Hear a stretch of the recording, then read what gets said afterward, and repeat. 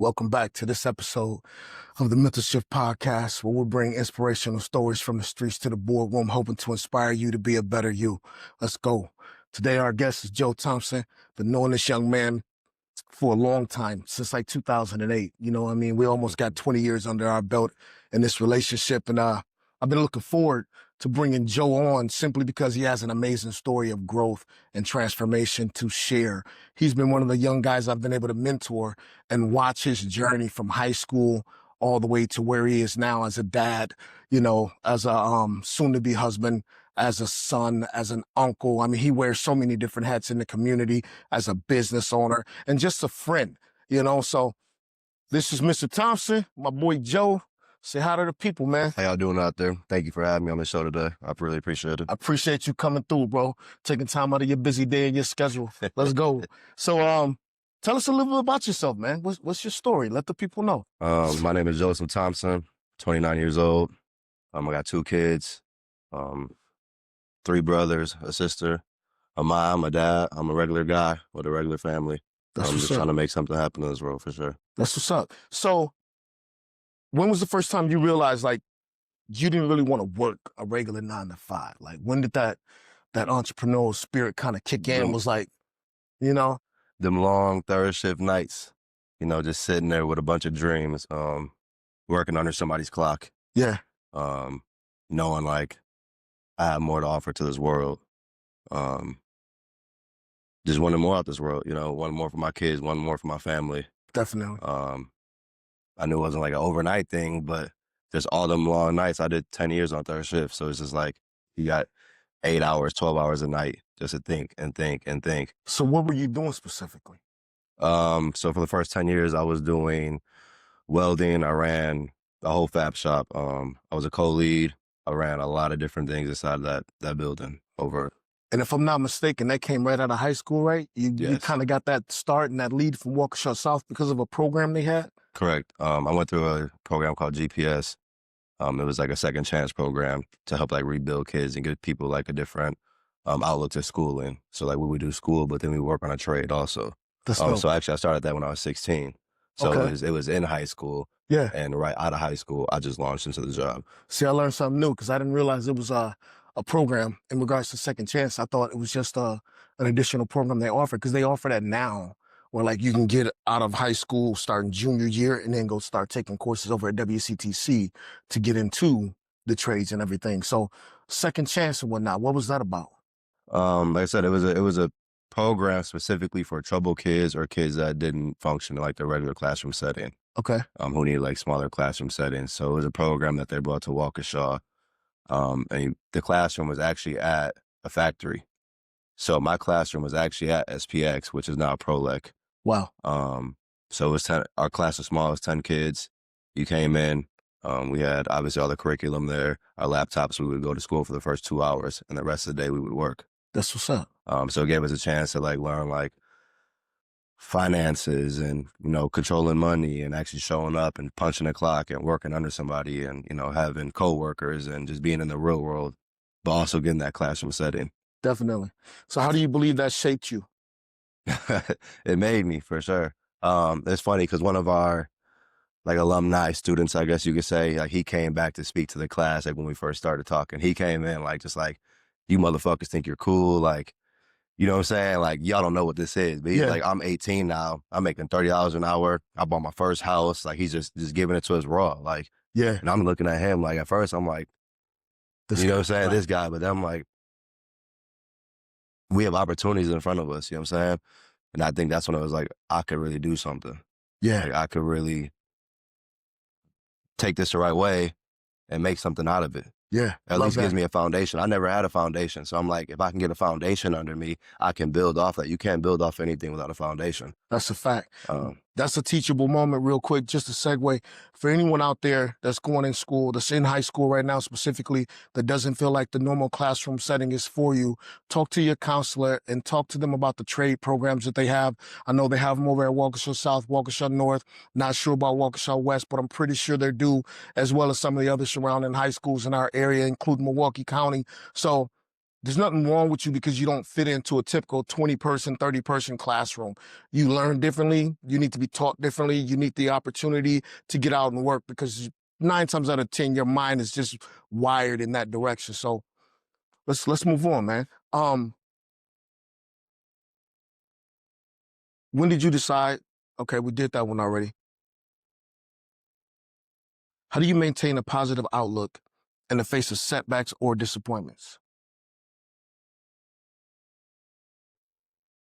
I'm not the only person I'm living for. You know, it's like no matter what, yeah, I came in this earth by myself and I'll probably leave by myself, but I'm here now and other people like depend on me. So how I show up shapes, you know, how they show up, or, you Right. know, or their future. Yeah, So it's like I'm not only living for myself anymore. You know, I think as a kid, you're sort of selfish. You don't really understand that. But, you know, I get becoming that. like a young man, I'm not just living for myself. So when you face like challenges and setbacks in your life, um, I've always told myself, like, you got to keep moving forward. And I still have people Love that. depending on me no matter what, you know, Yeah, whether it's like me even just bumping into you every 2 weeks, like you depend on me to see me with this bright smile and bring that good energy and just that definitely. good spirit. You Yeah, know, so like even it's the smallest things, but I know people count on me for a lot of other things, but it's like I still have to show up. definitely.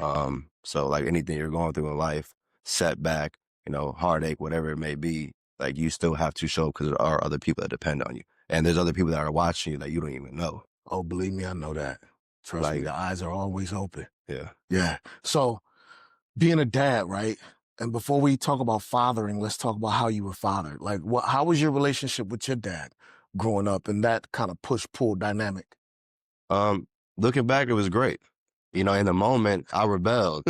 Um, I just actually picked up my dad the other day and I told him, like, I appreciate and love you for everything you didn't do. Yeah. Like that's what made me, you know what I'm saying? That's what taught me. Like he wasn't able to, but that's great. I learned from you. I Mhm. told my dad, like, thank you because I never want to be anything like you. Wow. And it's not a diss to him. No, it's a It's just fact. that like you gave me something to not be like. Yeah. And he also always said, like, if I had to like ruin my life so all you guys make it, like I'm okay with that. Yeah. And it's sad to say, but it's like not everybody has those tools, you know, and knows how to navigate the world. Some people deal with their own issues, you know, Yep. and have real life issues. Yeah. And not that it's an excuse, but I was able to learn from that. And push forward. Yeah. Growing up though, it was tough. You know, he was, you know, my father, so Yep. he was tough. He was hard on me, and he took me into like his wing. Like, obviously, he had a lot of kids, but like I was like his project. Yeah. You know, I was like get the that. last one, so Yeah. I got like the shit under the stick. I got the hard jabs, the everything. Definitely. And for a long time, like like I said, I rebelled against it. I pushed back, especially like becoming like, you know, hitting puberty. I'm 14, 15, 16. You can't tell me nothing. Like, Yeah. I think I'm running the streets. I think I'm cool. Like, oh, I think you just washed up. Like, Yeah. but everything he ever told me was dead ass real. And it Mhm. played out to a T. How does that affect your parenting style now with your boys? I mean, and granted, they're still young. So obviously, as they grow, you will continue to grow with them and parent them for every stage of life that they enter. But for where they're at right now, you know, how do you find yourself parenting? I find myself parenting honestly in that same aspect. But what I like to do and I tell my parents all the time, like we were like redirected with physical punishment, but um no teachings. You know, I might have dropped something. I wasn't told why I shouldn't do that or this, that, you just got punished. So like I tell my kids, like I try to teach them as they get punished in a way, you know, like there was none of that. We just had a meeting with Kion Mhm. at his school and I want him to advance in school. So I'm bringing a lot of people in to help him so that we can get to that point.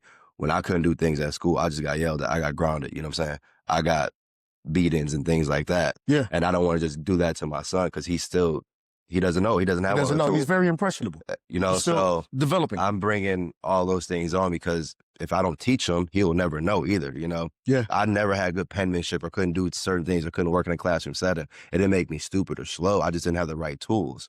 So now I'm just like navigating my kids to have the right tools. On top of the, you know, I'm still on them. Yeah. Like I'm hard on them. I want them Yeah. to have both aspects, but I get that. But that's important though, you know, because in today's society, a lot of parents are relying on social media and tech to help raise their children versus actual parenting.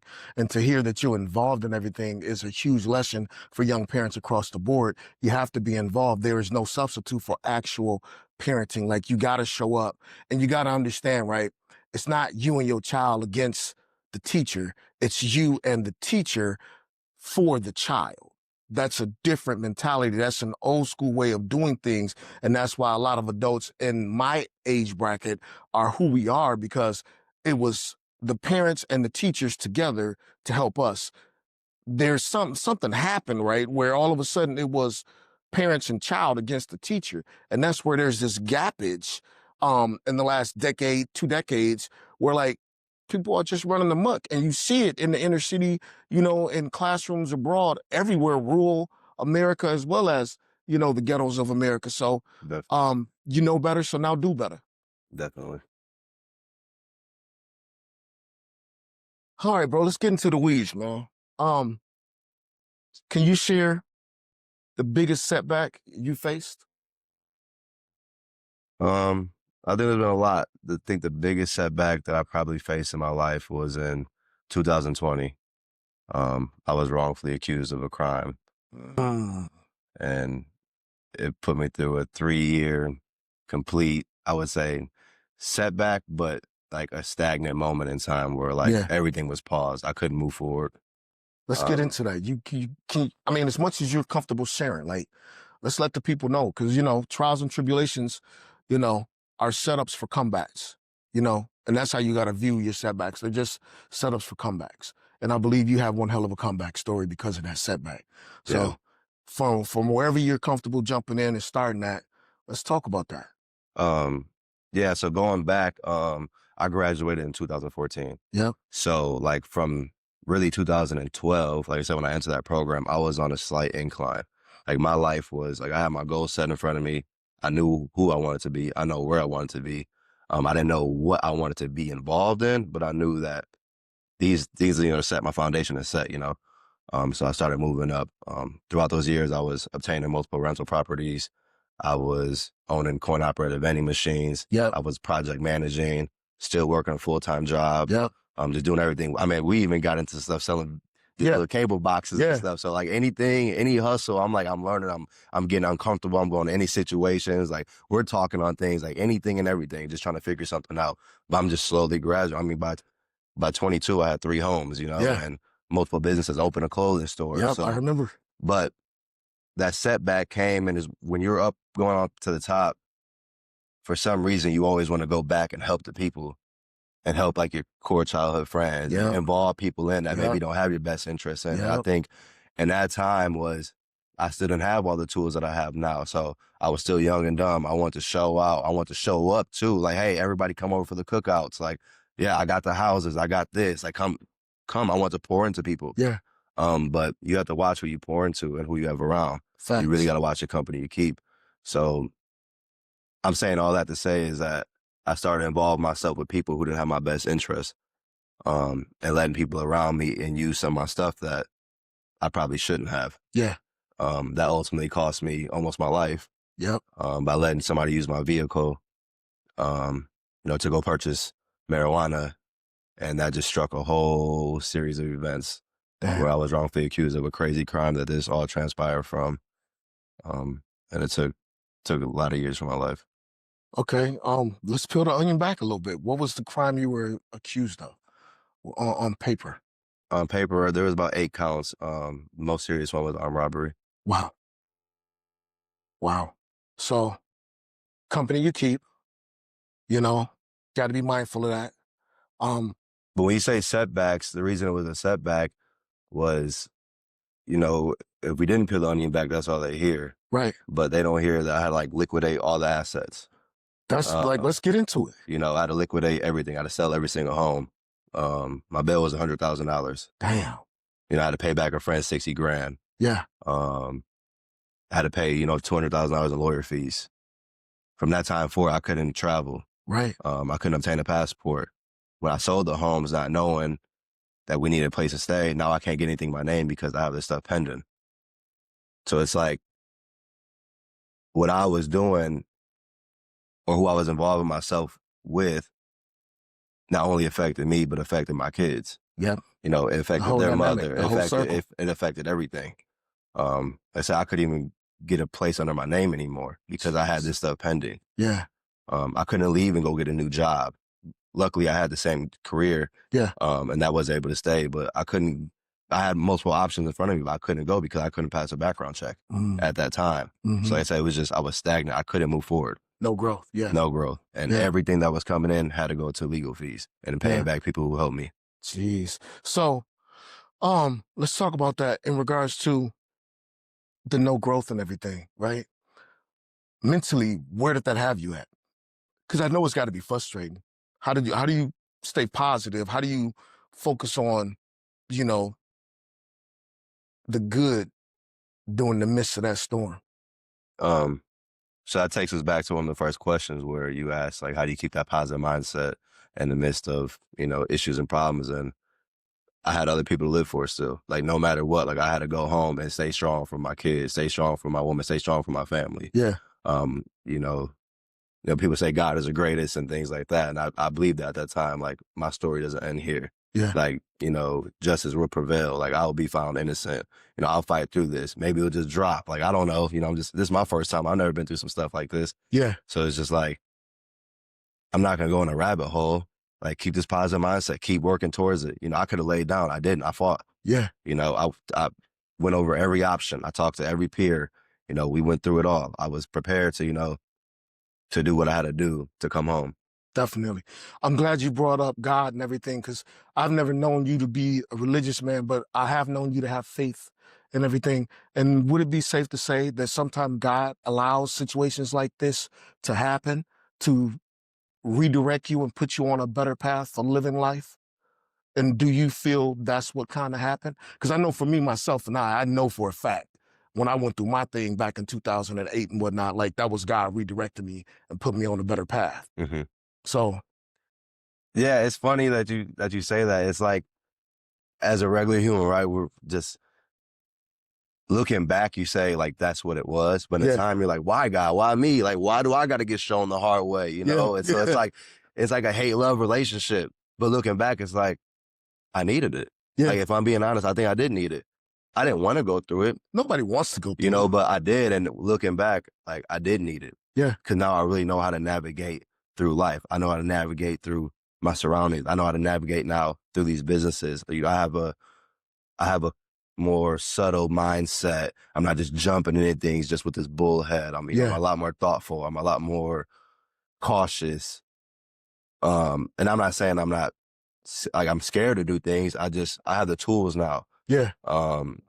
I've said it like this and whatnot. If God, you know, showed us what we had to go through to get to our blessings and everything, most of us would just be like, okay, I'm good living life like this. Yeah. You had to go through that, like whether you like it or not, right? Looking back, you had to go through that. That was part of your journey in order to get to the bigger blessing, which has yet to be unfolded, whether you know this or not. You're not even 30 yet. Mm-hmm. You know what I mean? In 20 years, when we come back around and have this conversation, because we'll have more conversations and everything, as you continue to reach a new level of success, you have to become a new version of yourself. Those are the laws of success and everything. That's God's way of transformation and transforming us and everything. And so I'm happy to hear, you know, that looking back, you can say, okay, God, I get it now.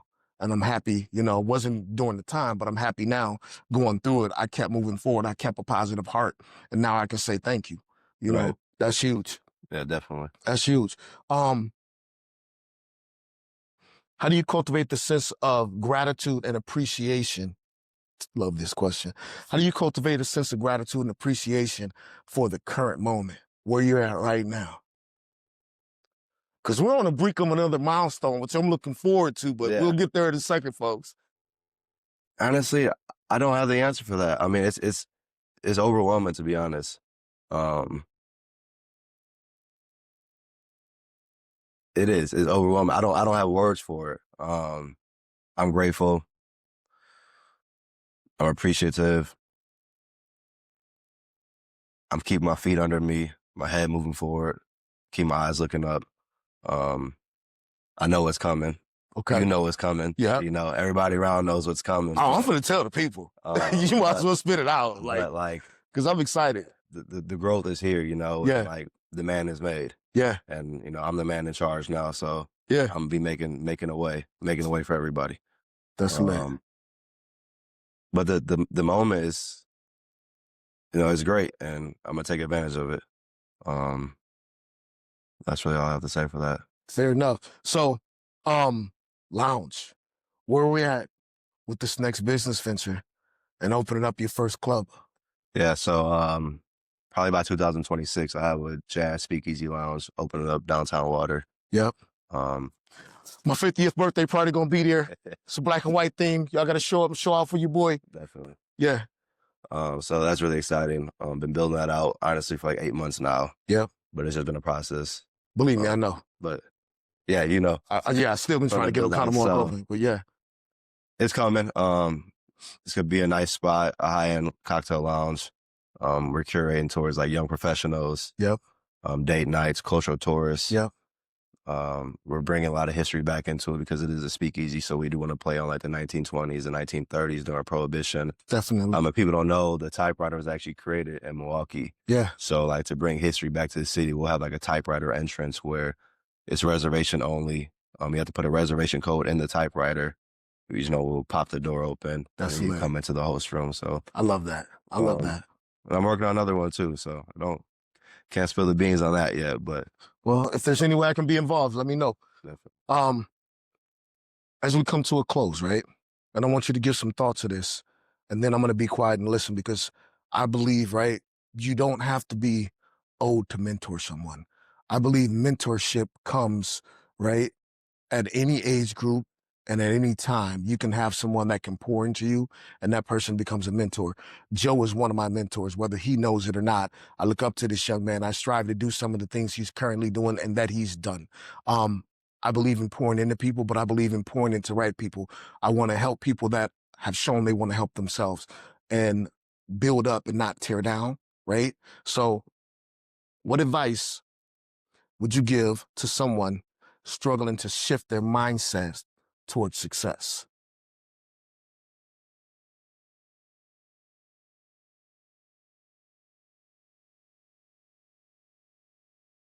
Without a foundation, without a cause, you won't shift your mindset. So any advice I have to give to anybody is to get a cause, get a foundation.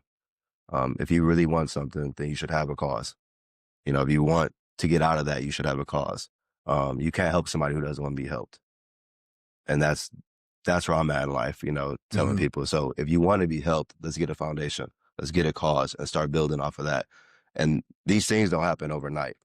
That's what a lot of people think. It's like, well, why don't these blessings get poured on me or within a month or within a year? It doesn't happen. Like, these are constant buildups over 5, 10, 15, 20 years. Tim's success and Tim's life, this isn't 5 years, this isn't 10 years. This is 20 years in the making. And I came around probably 15 years into it. Yeah. But when people look at you, they think that it came overnight. That's the iceberg. People only see the tip. Not knowing, like, you've been implementing small things in your life. Yep. So the advice I'll give somebody is get a foundation, get a cause, and just start. I tell my friends all the time, just start. Yep. Just start. I'm not saying you have to go to the gym every day, but start going once a week. I'm not saying you have to eat all the crazy, incredible, healthy food, but start implementing something in your life. Like, people just don't start doing anything. Right. All the negatives in your life, start taking out one by one. Yep. They're not going to happen overnight. Right. It took me years to weed out certain friends. It took me years to weed out certain habits. I'm still fighting through those things. Yeah. So as long as you understand what they are and you can move forward to those things, yep, then your mindset will start shifting. Like I said, the mindset shift comes, honestly, like in the spiral in the middle of it. You need to start shifting everything else in your life. Once that's shifted, your mind is going to adapt to that. Yeah. And then when you have those two things fueling with each other, I mean, yeah, success is there. Hey, I'm smiling so hard because God has put it on my heart to once again come back to my favorite phrase. You are going to have to grow through what you go through. There's no way around it. You're living proof of that. You know what I mean? Because, my God, have you grown? You know what I mean? From the outside looking in, a lot of people look at the accolades and the material side of things that you've obtained. But like, again, if they had to go through what you went through, if they had to lose it all to get it where you're at now, nobody wants that struggle. Who wants to start over from zero, especially after you've had such a good track record? Second, right? Burning desire, right? You have to find something that you want that's called a goal. You have to work a plan daily so you stay focused in the now. And therefore you can avoid, for the most part, anxiety or depression, right? Joe never focused on what he lost throughout this whole thing, right? He only focused on, this is where I'm at. I know where I came from. I'm going to go back and get everything tenfold. And then he went and did the work. He's living proof that if you have a burning desire, you focus daily on your goals and that plan, and you work that plan, that you can have whatever it is you obtain to have. My name is Tim Reddick. This is Joe Thompson. This is The Mental Shift. Deuces, love. Y'all get at me. I think that was damn near spot on.